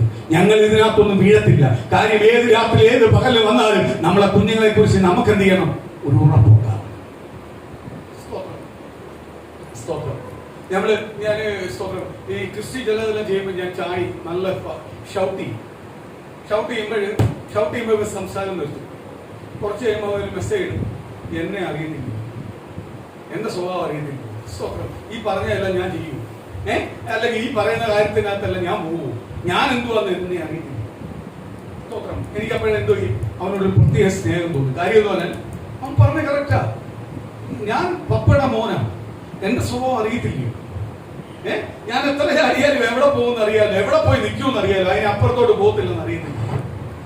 ഞാൻ ലോകത്തുള്ള പല കാര്യങ്ങളും പറയുന്നുണ്ട്, ഞാനും അതുമായിട്ടൊരു ബന്ധമില്ല. സ്തോത്രം. അതേപോലെ ദൈവമക്കളെ നമ്മളെ കുറിച്ച് കർത്താവിനൊരു കാഴ്ചപ്പാടുണ്ട്. ഇവൻ എന്റെ പൈതല, ഇവൻ പോകത്തില്ല, ഇവൻ അത് ചെയ്യത്തില്ല, ഇവൻ അങ്ങനെ നിൽക്കത്തില്ല, ഇവൻ എനിക്ക് വേണ്ടി നിൽക്കുന്നവനാ എന്ന് കർത്താവ് നമ്മളെ കുറിച്ച് പറയണമെങ്കിൽ എന്ത് ചെയ്യണം? നേരത്തെ ഒരു വാചകം കേട്ടു, പ്രിയ പൈതല് പറഞ്ഞിട്ടുണ്ട്, ഹൃദയത്തിനകത്ത് വചനം സംഹരിക്കണം, ഹൃദയത്തിനകത്ത് വചനം ഇരിക്കണം. ആ വചനപ്രകാരം ഹൃദയം കവിഞ്ഞൊഴുകണം. സ്തോത്രം. കവിഞ്ഞൊഴുകുന്നത് നമുക്ക് എന്ത് ചെയ്യാൻ പറ്റും? ജീവിക്കാൻ പറ്റും. ഇത് ഹൃദയത്തിനകത്തൊരു ഹൃദയം നമ്മൾ ഉണ്ടാക്കി വെച്ചോന്ന് അറിയത്തില്ല. അവിടെ ഇരിക്കുക വചനം, ഹൃദയത്തിലോട്ട് അത് വരുന്നില്ല. പ്രൈസലോ. അത് ബുദ്ധിക്കകത്താണോ ഇരിക്കുന്നതെന്ന് എനിക്ക് അറിയത്തില്ല. പക്ഷെ ഹൃദയത്തിലായിരുന്നെങ്കിൽ എന്ത് ചെയ്തനെ? അത് പുറത്തു വന്നനെ. അനുഗ്രഹം പ്രാപിക്കാൻ പറ്റിയത്, അനുഗ്രഹം പ്രാപിക്കാൻ പറ്റിയത്. സ്തോത്രം. അനുഗ്രഹം പ്രാപിക്കാൻ പറ്റിയത്. നയമാൻ വന്നു, ഞാനത് ഓർക്കുക. സ്തോത്രം. കാണേണ്ടവനെ കാണാതിരിക്കല്ലേ. എലിശയുടെ വിഷയമൊന്നല്ല നയമാനുമായിട്ട് ബന്ധം കൂടാനോ, നയമാനുമായിട്ട് ബന്ധം കൂടിയാൽ എനിക്ക് കുറെ നന്മ കിട്ടുമെന്നൊന്നും എലിശയുടെ വിഷയമേ അല്ല. എലിശയ്ക്ക് അത് വേണ്ട, അവന്റെ നന്മയൊന്നും വേണ്ട. എന്ത് ചെയ്തു? അവനോട് പറഞ്ഞു 7 വട്ടം പോയി കുളിക്കാൻ. ഞാൻ ഇപ്പോൾ പറയാ, അത് 1 വട്ടം കുളിച്ചാൽ പോരായിരുന്നു, 1 വട്ടം മുങ്ങി എഴുന്നേറ്റാൽ പോരായിരുന്നു. അപ്പോഴും ഓരോ കാര്യവും ദൈവം നമുക്ക് തരണമെങ്കിൽ നമ്മൾ അതിനു വേണ്ടി ഇറങ്ങി തിരിച്ചാലേ തരത്തുള്ളൂ. അതിന് വില കൊടുക്കാതെ ദൈവം ഒന്നും തരത്തില്ല. ദൈവം തരുന്നതിനെല്ലാം എന്ത് ചെയ്യണം? വില കൊടുക്കണം. നമ്മൾ ദൈവസ്ഥനെ എങ്ങനെന്നും ദൈവത്തിന് നമ്മൾ എന്താണെന്നും ദൈവത്തിന് നമ്മളെ കുറിച്ച് അറിയുന്ന രീതിയിലേക്ക് ആരുമായിട്ട് അടുക്കണം. ചിലർക്ക് ഉപവാസരിക്കേണ്ടത് ഉപവാസരിക്കണം, പ്രാർത്ഥന കൂട്ടേണ്ടത് പ്രാർത്ഥന കൂട്ടണം, ആരാധിക്കേണ്ടത് ആരാധിക്കണം, ബലം പ്രാപിക്കണം, ശക്തി പ്രാപിക്കണം. സ്തോത്രം. ഇടയ്ക്കിടയ്ക്ക് വോൾട്ടേജ് കൂടുന്ന പോലല്ല, എപ്പോഴും ഒരേ വോൾട്ടേജിൽ തന്നെ പുറത്തു വരണം. വരുന്നുവെങ്കിൽ നമ്മളെ എല്ലാ വിഷയത്തിനകത്തും തക്കതായ സമയത്ത് ആര് മറുപടി തരും? സ്തോത്രം. ഇതാരാ പറഞ്ഞ? ദൈവത്തിന്റെ നാമത്തിൽ എലീശാ പ്രവാചകൻ പറഞ്ഞ ദൂത എന്ത് പറയുക? നീ പോയി 7 വട്ടം. കർത്താവ് 1 വട്ടം പറഞ്ഞ സൗഖ്യം നടക്കും. പക്ഷെ അതിന്റെ വില എന്ത് ചെയ്യണം? നീ കൊടുക്കണം. അവൻ യോർദാൻ നദിയെ കുറ്റം പറഞ്ഞവനാ നയമാൻ. പ്രവാചകനെ കുറ്റം പറഞ്ഞതാ. പക്ഷേ 7 വട്ടം ചെന്നു. അതാ ശരി ചെയ്യാമെന്ന് ഓർത്ത് പോയി. ഒന്നാമത്തത് ഒരു മനസ്സും കൂടാതെ ഇരു മനസ്സോട് ഒന്നാമത് മുങ്ങി എഴുന്നേറ്റ്. ഒരു മാറ്റവും സംഭവിച്ചില്ല. രണ്ടാമതും അവൻ എന്ത് ചെയ്തു? ഒരു മടുപ്പോടെ മുങ്ങി എഴുന്നേറ്റ്. പ്രവാചകൻ പറഞ്ഞു കഴിഞ്ഞു. അങ്ങനെ 2 ആയി, അത് 3 ആയി, 4 ആയി, 5 ആയി, 6 ആയി. 6 ആയപ്പോഴേ അവൻ മടുത്ത്. ഇനി എന്തുവാ? ചുമ്മാ 6 വട്ടം തന്നെയായി ഈ വെള്ളത്തിനകത്ത്, ഈ കലക്ക വെള്ളത്തിനകത്ത് മുങ്ങേണ്ട വല്ല കാര്യമുണ്ടോ? സ്തോത്രം. ഇന്ന് സ്തോത്രം ദൈവമക്കൾക്ക് ഉള്ള ചോദ്യമാണ്. സ്നാനപ്പെട്ടിട്ടൊന്നും വന്നില്ല, സ്നാനപ്പെട്ടിട്ട് വരും, സ്നാനപ്പെട്ടിന്റെ രീതി നീ സ്നാനപ്പെട്ടിട്ട് ആ ബോധ്യത്തോടെ ഇരിക്കുന്നുവെങ്കിൽ നിനക്ക് വേണ്ടത് ദൈവം തരും. അതിന് ഒരു മാറ്റവും ഇല്ല. ആര് തരും? ദൈവം തരും. സ്നാനം കുഞ്ഞുകളിയല്ല, ദൈവത്തിന് അത്രയ്ക്ക് നിന്നെ ഇഷ്ടപ്പെട്ടതുകൊണ്ടാണ് സ്നാനപ്പെടാൻ നിനക്ക് അവസരം കിട്ടിയത്. അപ്പോഴാണ് നീ സ്നാനപ്പെട്ടപ്പോൾ ദൈവത്തിന് അതിലും ഇഷ്ടമായി നിന്നോട്. അപ്പോഴ് നീ പെട്ടിട്ടുണ്ടെങ്കിൽ, നീ നിൽക്കുന്നെങ്കിൽ, നീ പൂർണ്ണ ബോധ്യത്തോടെ നിൽക്കുന്നെങ്കിൽ, സ്നാനപ്പെട്ടപ്പോൾ വെള്ളത്തിനകത്തിരുന്ന് ദൈവത്തിന്റെ ദാസനോട്, ദൈവത്തിന്റെ പിതാപുത്രൻ പരിശുദ്ധാത്മാവിന്റെ നാമത്തിൽ ദൈവദാസൻ ചോദിച്ചപ്പോൾ നീ ചോദിച്ചതിനെല്ലാം മറുപടി പറഞ്ഞിട്ടുണ്ടെങ്കിൽ, ആ മറുപടി പറഞ്ഞ ദൈവദാസന്റെ അടുത്തല്ല, നീ പറഞ്ഞത് സ്വർഗത്തിലെ ദൈവത്തോടാണ്. ആ വെള്ളത്തിന്റെ കടവിൽ നിന്നുകൊണ്ട് നീ പറയുന്ന ഓരോ വാക്കും നീ തലയാട്ടിയപ്പോൾ വാ തുറന്ന് പറഞ്ഞു സമ്മതിക്കുന്നു എന്ന് പറഞ്ഞതല്ല, ആര് കയറ്റി വെച്ചേക്കുക? കർത്താവ് വെച്ചിരിക്കുക. ആ കർത്താവുമായിട്ട് നിനക്ക് ബന്ധമുണ്ടെങ്കിൽ ആ സ്നാനപ്പെട്ടത് വെറുതെ ആവത്തില്ല. നീ നിന്റെ കുടുംബവും ആ രക്ഷ പ്രാപിച്ചിരിക്കും, അനുഗ്രഹം പ്രാപിച്ചിരിക്കും. 7ാമത്തെ വട്ടം നയമാൻ മുങ്ങി. അപ്പോഴ് എന്റെ ചിന്തയിൽ പറയുക, നയമാന്റെ ചിന്തയില്ല. ഞാനെങ്കിൽ 6 വട്ടം ഒരു മാറ്റമില്ല. അന്ന് ഇനി 1ാമത് മുതൽ 2ാമത് മുതൽ 3ാമത് മുമ്പ് വെള്ളമെല്ലാം കുറഞ്ഞു. നമ്മള് ചില കറുത്തപാട് വരുമ്പോൾ ക്രീം ഇട്ടിട്ട് എപ്പോഴും പോയി നോക്കും, കുറഞ്ഞിട്ടുണ്ടോ ഇല്ലയോ? സ്തോത്രം. നമ്മൾ ധാരണ ഈ ക്രീം അങ്ങോട്ട് ചെന്നാ ഉടനെ കുറയൂ. ഈ ക്രീമിന് പിടിക്കാൻ സമയമുണ്ട്, ഒരു ടൈമുണ്ട്. അതേപോലെ നയമാൻ മുമ്പ് എല്ലാം എന്റെ ധാരണയിൽ, എന്റെ ഭാവനയെ ഞാൻ പറയുക, നയമാന്റെ ഭാവന എന്റെ ഭാവനയെ പറയും. ചൂട് വെളുപ്പ് കൂടിയെന്നു. 6ാമത്തെ വട്ടം മുങ്ങിയപ്പോഴും അവൻ പറഞ്ഞാണ്, നോക്കടാ ചൂടും കൂടിയില്ലേ, ഇയാൾ ഉമ്മ ഒട്ടനാളാ കള്ളം പറഞ്ഞാടാ. സ്തോത്രം. അപ്പോഴും ആ പാവപ്പെട്ട ഒരുത്തൻ വിശ്വസിക്കുന്നുണ്ട്. അവൻ പറയുന്നത്, യജമാനെ ഒരു വട്ടോടുമില്ലേ, നീ ഒറ്റ വട്ടോടുമില്ല, ഒന്ന് മുങ്ങിക്കോ. 7ാമത്തെ വട്ടം മുങ്ങിയപ്പോൾ അവന്റെ കുഷ്ഠം മാറി. 7ാമത്തെ വട്ടം വെള്ളത്തിൽ നിന്ന് പൊങ്ങി വരുമ്പോൾ വെളുത്ത ഹിമം പോലെ കുഷ്ഠം നിറഞ്ഞ നയമാനല്ല, അവനൊരു പുതിയ മനുഷ്യനായി.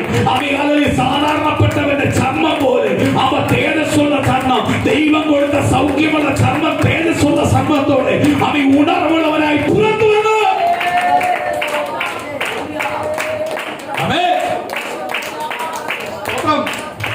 ഇതിനകത്ത് നമുക്കൊരു ഗുണപാഠം എന്ന് പറയുന്നത്, പ്രാർത്ഥിച്ച് മടുത്തു പോകല ദൈവമക്കളെ. നീ പ്രാർത്ഥിക്കേണ്ട രീതി പ്രാർത്ഥിക്കോ. ഞാൻ ഇന്ന് പകലും ദൈവമക്കളോട് പറഞ്ഞു, ഓരോ സൺഡേ ഞായറാഴ്ച നിനക്ക് പ്രാധാന്യം നിനക്ക് അറിയത്തില്ല, നിന്റെ പ്രാധാന്യം നിനക്ക് അറിയത്തില്ല. ആ ഞായറാഴ്ചയുടെ ആരാധനയുടെ പ്രാധാന്യം അറിയത്തില്ല. നീ ചിലപ്പോ വരുമ്പോ നിനക്ക് വിടുതൽ തരുന്ന ഒരു പ്രാധാന്യമാണ്. നയമാന് കുഷ്ഠം മാറിയതുപോലെ 7ാം പ്രാവശ്യം മുങ്ങി എഴുന്നേറ്റപ്പോ ആ ദൈവം സൗഖ്യം കൊടുത്തതുപോലെ ദൈവം നിന്റെ കുടുംബത്തെ പുറത്തു കൊണ്ടുവന്ന് മറ്റുള്ളവർ മാനിക്കപ്പെടുന്ന രീതി, അതുവരെ കുഷ്ഠരോഗി എന്ന് പറഞ്ഞ് മാറ്റി നിർത്തിയവരുടെ മധ്യേ എനിക്ക് കുഷ്ഠമില്ല, ഇവൻ ശ്രേഷ്ഠനാ, ഇവൻ ദൈവത്താൽ അനുഗ്രഹപ്പെട്ടവനാ, ദൈവം ഇവന് സൗഖ്യം കൊടുത്തതാ.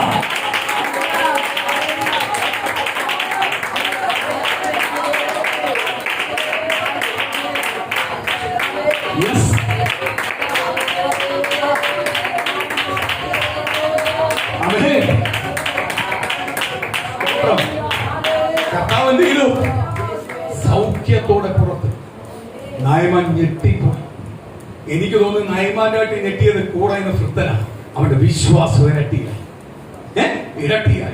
സ്തോത്രം. നയമാൻ പറഞ്ഞ ദൈവദാസനെ പോയി കാണണം.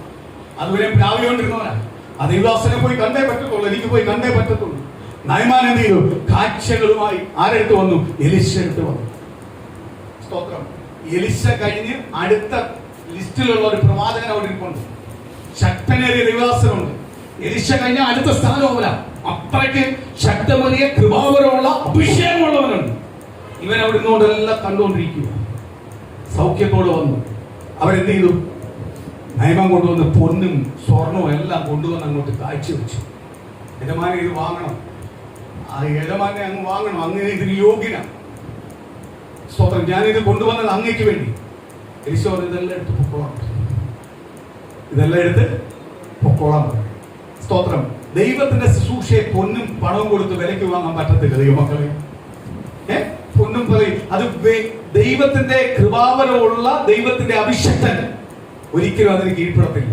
അതൊന്നും കാണിച്ച കീഴ്പ്പെടത്തില്ല, അതിനെ എതിർത്ത പറഞ്ഞു. സ്തോത്രം. അപ്പോഴവൻ പറഞ്ഞു, അല്ല ഇത് കുറച്ചെങ്കിലും. എലിശ പറഞ്ഞു വിടാൻ അവൻ പറയുക, ഇവിടുത്തെ കുറച്ച് മണ്ണോട് ഞാൻ ചുമന്നുകൊണ്ട് പോകട്ടെ എന്ന് പറഞ്ഞാൽ ഇവിടെ ദൈവദാസന്മാര് കാലുകൂട്ടിയ മണ്ണ. ഈ എന്തുവാ നേരത്തെ പറഞ്ഞേ, ഈ കലക്ക വെള്ളത്തിന്റെ അകത്ത് നല്ല വെള്ളം എന്റെ പട്ടണത്തിലുണ്ട്, എനിക്ക് എത്രയോ നദികളുണ്ട് എന്ന് പറഞ്ഞവൻ പറയുക, ഈ മണ്ണ് കുറച്ച് ഞാൻ വാരിക്കൊണ്ട് പോകട്ടെ. സ്തോത്രം, കുറച്ച് ചാക്കിനകത്ത് എടുത്തോട്ടെ. ഈ മണ്ണ് അനുഗ്രഹപ്പെട്ട മണ്ണാണ്. സ്തോത്രം. അവൻ കൊണ്ടുപോയി, അവൻ നടന്നുപോയി. സ്തോത്രം. അവൻ പുറപ്പെട്ടു. അപ്പോഴ് എലിശയുടെ കൂടെ നിൽക്കുന്ന അടുത്ത പ്രവാചകന്റെ ഉള്ളിൽ കയറി. ഇന്ന് കുറെ പ്രവാചകന്മാരുണ്ട് ഇങ്ങനെ ഇങ്ങനെ കുറെ വചനം സൂക്ഷിക്കുന്നവരുണ്ട്. എന്തുവാ? ഉള്ളിൽ കയറി, ഇയാൾക്കോ വേണം, എനിക്കിത് വേണം. എന്ത് ചെയ്തു? പുറമെ ഓടിയിട്ട് വന്ന്, അയ്യോ അന്ന് സ്വയം ഒന്ന് പാപം ചെയ്യും. അയ്യോ എനിക്കിതാ, എന്റെ യജമാന് വേണ്ടെങ്കിൽ എനിക്കിതാ. അങ്ങനെ ചോദിച്ചാൽ മാന്യതയുണ്ട്. പറയുക, ഇപ്പോഴാ എന്റെ യജമാനായ എലിശയുടെ അടുത്ത് കുറച്ച് പേര് വന്നു, അവർക്ക് എന്തെങ്കിലും കൊടുക്കാൻ ഞങ്ങളെ ഒന്നുമില്ല. അപ്പോഴേ എലിശ എന്നോട് പറഞ്ഞു, നീ പോയി മേടിച്ചു. സ്വന്തമായിട്ട് പാവം ചെയ്യുന്ന പോരാ, ആ ദൈവദാസന്റെ പേരോട് എഴുതി വെച്ചേക്കും. ഇന്ന് പല ദൈവദാസന്മാരും, ജീവിക്കുന്ന ദൈവദാസന്മാർക്ക് ജീവിക്കാത്ത കുറെ ദൈവദാസന്മാരാ പേരുദോഷം ഉണ്ടാക്കുന്നത്. 3 കെട്ടി 2 കെട്ടി സ്തോത്രം, ഒരു സാക്ഷ്യമില്ലാത്ത കുറെ ദൈവദാസന്മാർ. അല്ലെങ്കിൽ എന്തുവാ പറയുന്നതെന്ന് അറിയത്തില്ല. ചോദിച്ചാൽ അങ്ങ് തിരക്ക. എന്തുവാ തിരക്ക്? ഒരു തിരക്കുമില്ല. ആവശ്യമില്ലാത്ത വചനത്തിന് വേണ്ടാത്ത കാര്യത്തിനെല്ലാം പോക്കാം. എന്നിട്ട് പറയുന്നെന്തുവാ? തിരക്ക. സ്തോത്രം.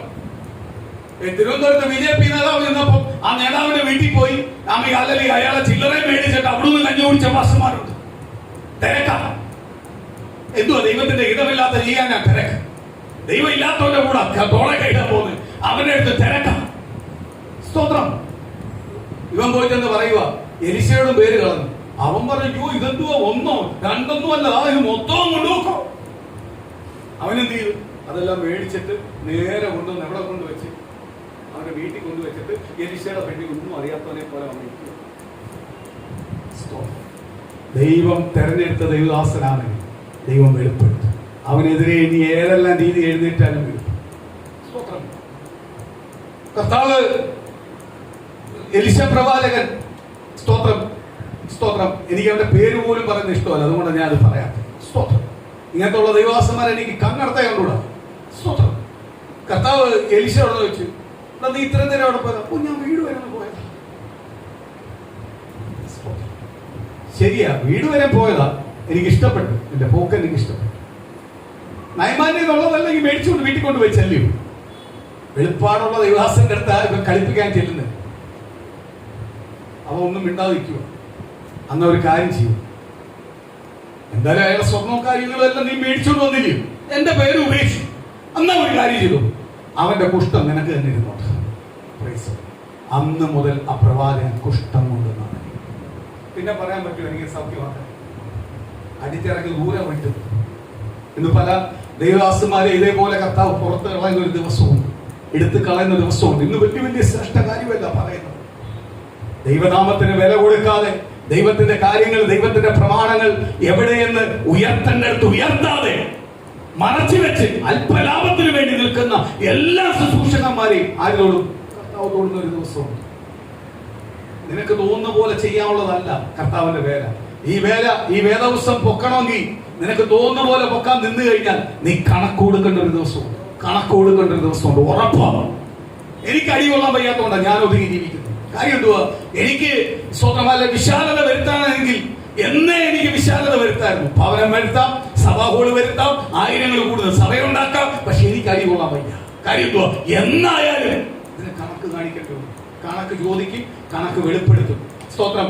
അന്ന് സ്തോത്രം എലീശ പ്രവാചകന്റെ കൂടെ നിന്ന് ദേവദാസം പോയപ്പോൾ പോയ സമയം മുതൽ, വാങ്ങിയത് മുതൽ, ആ ടൈം മുതൽ ആര് പറഞ്ഞു കൊടുത്തു? എലീശ പ്രവാചകൻ എന്ന് പറഞ്ഞു കൊടുത്തു. അങ്ങനെ ഇതേപോലെ ദൈവം വെളിപ്പെടുത്തി നമുക്ക് പറഞ്ഞു തരും. ഇന്ന ഇന്ന സമയത്ത് നീ എന്നെ വിറ്റില്ലയോ, ഇന്ന ഇന്ന സമയത്ത് നീ എന്നെ കളഞ്ഞിട്ട് പോയില്ലയോ, നിന്റെ സ്വന്തം ലാഭത്തിന് വേണ്ടി, നിന്റെ മക്കൾ മോനെ പഠിപ്പിക്കാൻ വേണ്ടി, നിന്റെ മോളെ പഠിപ്പിക്കാൻ വേണ്ടി, നിന്റെ മോന് ജോലി ഒപ്പിക്കാൻ വേണ്ടി, നിന്റെ മോക്ക് അവൻ ഭാവി ഒരുക്കാൻ വേണ്ടി നീ പോയില്ലയോ എന്നെ വിട്ട്? ഈ ചോദ്യത്തിനൊന്നും എന്തില്ല, മറുപടിയില്ല. എന്നിട്ട് പറഞ്ഞെന്തുവാ? എലീശ പ്രവാചകൻ പറഞ്ഞെന്തുവാ? ആ നയമാനുള്ള കുഷ്ഠോട് നീ അങ്ങ് എടുത്തെടുത്തു. നീ അത് മാറ്റി വെക്കണ്ട, നിനക്കൊരു തെളിവോട് ഇരിക്കട്ടെ, സാക്ഷ്യമായിരിക്കട്ടെ. നീ എന്ത് ചെയ്തോ? ദൈവത്തെ വിട്ടുപോയാൽ അതിന്റെ ശിക്ഷ എന്തെന്ന് തിരിച്ചറിയണം. എന്തുവാ? ദൈവം ഒരുവന് കൊടുത്ത വിടുതൽ നിന്റെ മേലിലേക്ക് ആ രോഗം വരട്ടെ. അന്ന് മുതൽ അവൻ എന്ത് ചെയ്തു? നയമാനെ പോലെ ഹിമം വെളുത്ത കുഷ്ഠം നിറഞ്ഞായി. ഇന്ന് ദൈവമക്കൾ ഇതെല്ലാം ചോദിക്കുന്ന സമയത്ത് കുറച്ച് സമയം നമുക്ക് തരും. നമ്മളെ ചിന്ത എന്തുവാ? ദൈവം ഇതൊന്നും അറിയുന്നില്ല. ഓരോന്ന് ചെയ്തിട്ട് നമ്മൾ ഓർക്കുന്നത് എന്തുവാ? ദൈവം ഇതെല്ലാം നമുക്ക് സപ്പോർട്ടാണ്. പക്ഷെ ഇതിനെല്ലാം എന്ത് ചെയ്യും? കാലങ്ങൾ കണക്ക് പറയും. തലമുറ വളർന്നു വരുക, കാലങ്ങൾ കണക്ക് പറയും. സ്തോത്രം. കർത്താവിന്റെ വേല എന്തുവാന്ന് മനസ്സിലാക്കണം. വേല എന്തുവാന്ന് മനസ്സിലാക്കിയിട്ടാണ് ദൈവവേല ചെയ്യേണ്ടത്. നീ അപ്പോസ്തലനായ പൗലോസ് പറയുന്നത്, നീ ഒരു ഉപദേഷ്ടാണെങ്കിൽ ആ ഉപദേഷ്ടാവിന്റെ യോഗ്യത എന്തെന്ന് നീ മനസ്സിലാക്കണം. അല്ലാതെ നീ ഉപദേഷ്ടാവെന്ന് പറയല്ലേ, ഉപദേഷ്ടാവിന്റെ പണിക്ക് നിൽക്കല്ലേ. നിന്നാൽ നീ കണക്ക് കൊടുക്കുന്നത്. ഇത് ചുമ്മാ വിടുന്ന മാർഗമല്ല, കണക്ക് ചോദിക്കുന്ന മാർഗം. പ്രിയ മക്കളെ, സ്തോത്രം. ഞാൻ നേരത്തെ ദൈവമക്കളോട് ഞാൻ പറഞ്ഞു, ദൈവം എനിക്ക് തരുന്നതിനകത്ത് കണക്ക് പറഞ്ഞാൽ എനിക്കൊരു വിഷമവുമില്ല. കാര്യം എന്തുവാ? എനിക്ക് തന്നിട്ടുള്ളതല്ല എന്റെ ദൈവം. എനിക്ക് വേറെ ആരും തന്നിട്ടില്ല. എനിക്ക് എന്തെങ്കിലും തന്നിട്ടുണ്ടെങ്കിൽ ദൈവമാണ്. സ്തോത്രം. ഇന്ന് പകരം ഞാൻ ഒരു കാര്യം ദൈവമക്കളെ പറയട്ടെ. നമുക്ക് കുടിക്കാൻ, നമുക്ക് ദാഹിക്കുമ്പോൾ സ്തോത്രം, പച്ചവെള്ളം നമുക്ക് കുടിക്കാൻ പറ്റുന്നുണ്ട്. ഇതുപോലും പറ്റാത്ത എത്ര പേരുണ്ടെന്ന് അറിയാമോ? ഹാർട്ടിനകത്ത് വെള്ളം കെട്ടി ഒരു ലിമിറ്റ് കഴിഞ്ഞാൽ വെള്ളം കുടിക്കാൻ പറ്റത്തില്ല. കിഡ്നിക്കകത്ത് പ്രശ്നം വന്ന് ഒരു ലിമിറ്റ് കഴിഞ്ഞാൽ വെള്ളം. നമുക്ക് വല്ലത്തിനും പ്രശ്നമുണ്ടോ? ദൈവം നമുക്ക് എന്തെങ്കിലും കാര്യത്തിനകത്ത് കുറവ് വരുത്തുന്നുണ്ടോ? നമുക്ക് ധാരാളമായിട്ട് എന്ത് ചെയ്യാൻ പറ്റും? വെള്ളം കുടിക്കാൻ പറ്റുന്നുണ്ട്, നമുക്ക് സ്തോത്രം ആഹാരം കഴിക്കാൻ പറ്റുന്നുണ്ട്, ഇവിടെ എല്ലാം കരുതുന്നുണ്ട്. ദൈവം നമുക്ക് ഒന്നിനും എന്തില്ല മുട്ടുവെച്ചിട്ടില്ല. എനിക്ക് എന്ത് തന്നാലും അതാര് തന്നതാണ്? സ്തോത്രം. ഞാൻ കുളിക്കാൻ കയറുമ്പോൾ വെള്ളം എടുത്ത് ബക്കറ്റിൽ വെള്ളം പൈപ്പിൽ കൂടെ വീഴുമ്പോൾ ഞാൻ ദൈവത്തെ സ്തുതിക്കാറുണ്ട്. ഈ വെള്ളം എനിക്ക് ദൈവം തന്നതിനെ ഓർത്ത് ഞാൻ ദൈവത്തെ സ്തുതിക്കും. കാര്യം എന്തുവാ? ഞാനൊരു ചെരുപ്പിട്ട ദൈവത്തെ സ്തുതിക്കും. ഞാനൊരു വാഹനത്തിൽ കയറുമ്പോൾ ദൈവത്തെ സ്തുതിക്കും. കാര്യം എന്തുവാ? ഇതെല്ലാം ആര് തന്നതാ? എന്റെ ദൈവത്തെ ഞാൻ അറിഞ്ഞതുകൊണ്ട് തന്നതാ. സ്തോത്രം. അറിഞ്ഞുകൊണ്ട് തന്നതാ. അതിനകത്ത് വേറെ ആർക്കും അർഹതയില്ല. ആർക്കേ ഉള്ളൂ? ദൈവത്തിനേ ഉള്ളൂ. എന്റെ വിഷമം അറിയുന്ന ആരാ? എന്റെ ദൈവമാണ്. എന്നെ കഷ്ടം അറിയുന്ന ദൈവമാണ്. അപ്പൊ ആ കഷ്ടത്തെ മാറ്റേണ്ട ആരാ? ദൈവമാണ്. സ്തോത്രം. ഹല്ലേലൂയ. ഒരു നിമിഷം എല്ലാവർക്കും എഴുന്നേൽക്കാം, പ്രാർത്ഥിക്കാം, കർത്താവിന്റെ പാദപീഠത്തിലേക്ക് എത്തിക്കാം. ദൈവഹിതമല്ലാത്ത ബന്ധം, ദൈവഹിതമല്ലാത്ത കാര്യങ്ങൾ പ്രിയ ദൈവജനമേ, നീ അതിനകത്ത് ഇടപെടല്ലേ. അതിനല്ല ദൈവം തന്നെ വിളിച്ചിരിക്കുന്നത്. നീ ദൈവത്തിന്റെ സാക്ഷിയായി നിൽക്കുവാനാണ് ദൈവം തന്നെ വിളിച്ചിരിക്കുന്നത്. ദൈവത്തിന്റെ ദൂതനാ, ദൈവത്തിന്റെ ആലോചനയ്ക്ക് സാക്ഷി പറയാനാണ് കർത്താവ് തന്നെ വിളിച്ചിരിക്കുന്നത്. ഇന്ന് പകരുന്ന പൂർണ്ണ ഹൃദയത്തോട് ഏൽപ്പിച്ചുകൂട്. കർത്താവ്, ഞാൻ കർത്താവിന് പ്രാധാന്യപ്പെട്ടവനാ, ഞാൻ കർത്താവിന് പ്രാധാന്യപ്പെട്ടവനാ. എന്റെ കുടുംബത്തെ കർത്താവ് കൈവിടത്തില്ല. എന്റെ കുടുംബത്തെ എന്റെ ദൈവം അനുഗ്രഹിക്കും. എന്റെ കഷ്ടങ്ങളും പ്രയാസങ്ങളും പകരം നീങ്ങി പോട്ട്. ദൈവ കർത്താവെ, ദൈവം പറഞ്ഞിരിക്കുന്ന അഭിഷേകമുള്ളവനാ ഞാൻ. ദൈവം വിളിച്ചിരിക്കുന്ന അഭിഷേകമുള്ളവനാ ഞാൻ. എന്റെ അഭിഷേകത്തെ തടയുവാൻ ഒരു ശക്തിക്കും കഴിയത്തില്ല. ദൈവം എന്നോട് അനുഗ്രഹിക്കുന്ന പറഞ്ഞ എന്നെ വിളിച്ചേക്കുന്നത്, എന്നെ തലമുറയിൽ അനുഗ്രഹിക്കുന്ന പറഞ്ഞിരിക്കുന്നത്, എന്റെ ചാർച്ചക്കാരിൽ, എന്റെ കുടുംബത്തിനകത്ത്, എന്റെ ചുറ്റുവട്ടത്ത് ഞാനൊരു അനുഗ്രഹമായി തീരും. ഞാൻ ഒരിക്കലും വായ്പ മേടിക്കുന്നവരല്ല, വായ്പ കൊടുക്കുന്നവരായി എന്റെ ദൈവം എന്നെ സമൃദ്ധിയായി അനുഗ്രഹിക്കുന്നു പറഞ്ഞ എന്റെ കർത്താവ് വിളിച്ചത്. ദൈവം ഇന്ന് എന്റെ പ്രതികൂല അവസ്ഥകൾ മാറട്ടെ. വായ്പ വായിക്കുന്ന ചില അവസ്ഥകൾ മാറട്ടെ. ചില വായ്പ മേടിക്കേണ്ട അവസ്ഥയിലേക്ക് കൊണ്ടുവന്നിട്ടുണ്ടെങ്കിൽ ഇന്ന് പകല് കർത്താവിന്റെ നാമത്തിൽ അതെനിക്ക് ജയിച്ചു പുറത്തു വരണം. ആ ദൈവത്തിന്റെ വാഗ്ദത്തം നന്മ എനിക്ക് പ്രാപിക്കണം. ആ ദൈവത്തിന്റെ ആലോചന എനിക്ക് പ്രാപിക്കണം. ഇത് പൂർണ്ണ ഹൃദയത്തോട് ദൈവസന്നിധിയിൽ